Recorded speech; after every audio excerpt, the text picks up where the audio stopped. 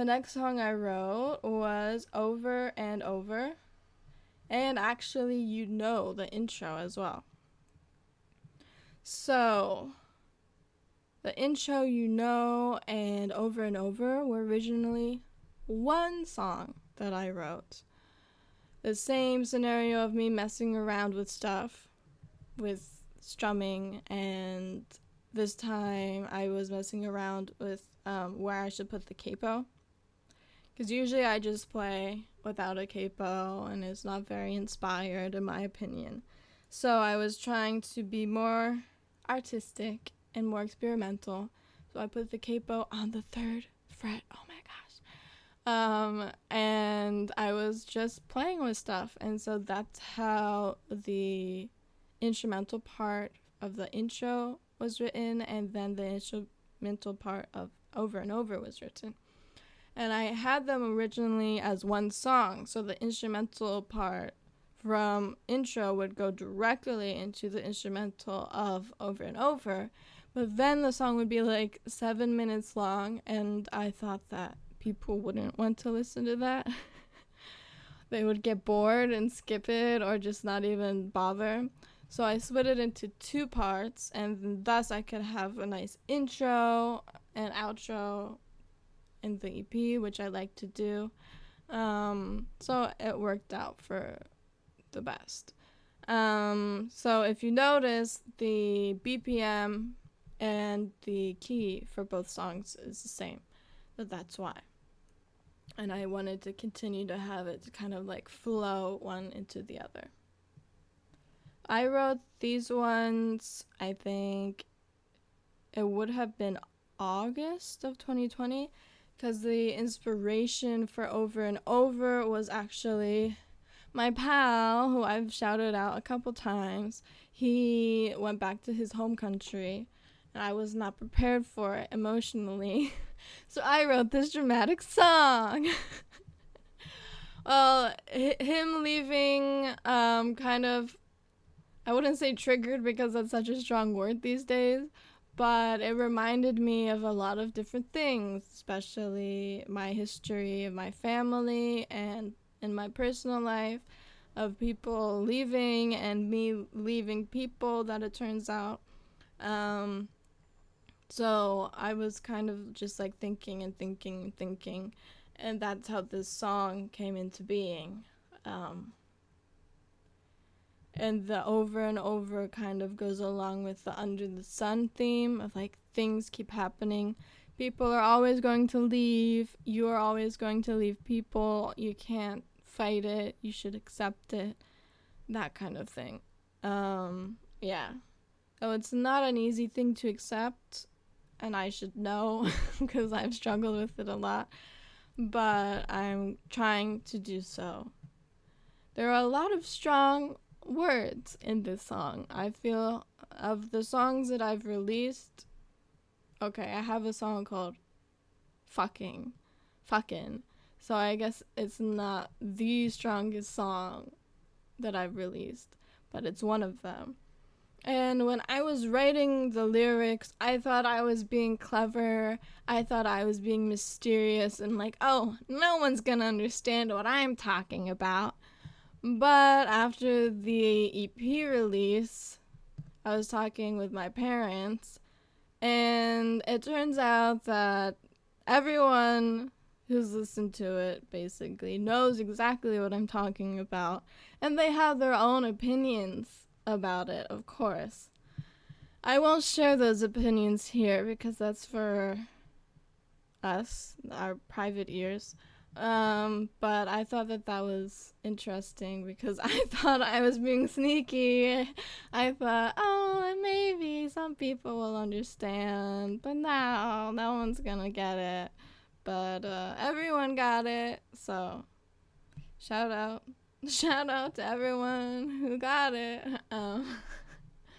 So yeah, I don't know if I can think of a specific lyric to talk about that isn't going to be way too personal, so I'm not gonna get into specifics. It's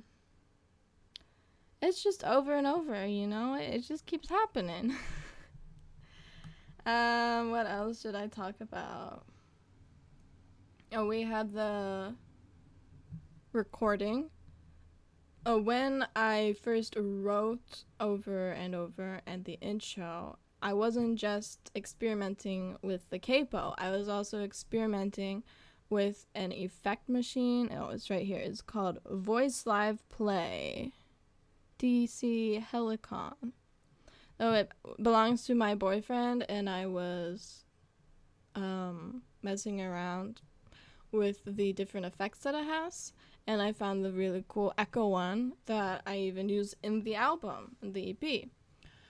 So when I first wrote it, I was using that, but that stayed in Korea. So when I went to Israel and I was trying to record, I tried to recreate the same echo and all the effects and everything, but I did not like it. So I decided to just stop worrying about it. I was like, I'm stressing too much about it.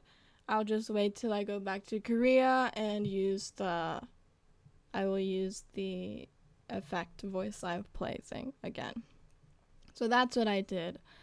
But when I was doing that, I was using a different microphone, and the feedback and everything is different with that. So that's why the intro and Over and Over may sound a little different. Also because of the echo effect, the reverb, and also because of the microphone. And with the microphone, I also had trouble with pop, because I don't have a pop filter. So I had to re-record the same lines so many times by making sure I don't have too much air because of the pop filter.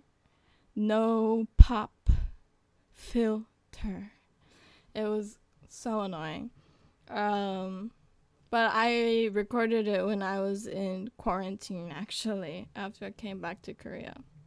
So it was a good thing to be able to do and spend my time on. Other than that, I mean, ideally, I wanted to not just have ukulele and my voice in that song. I wanted to have drums. I wanted to have electric guitar. Or my ideal would be to have string, like an orchestra, string orchestra come in with high notes. And in the second verse, when it becomes faster. But I don't have access to those instruments. I don't know how to play those instruments. So I just did what I know how to do, and I released it like that.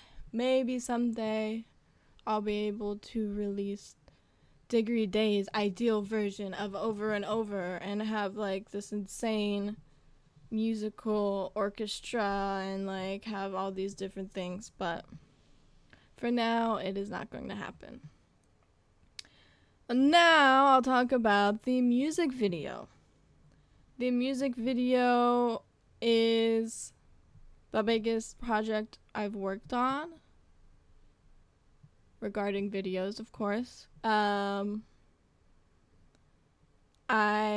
had been trying to think of what to do for the music video. I knew that I wanted it to be theatrical compared to my other music videos. This one has a plot, and it's not just me and my friends acting naturally.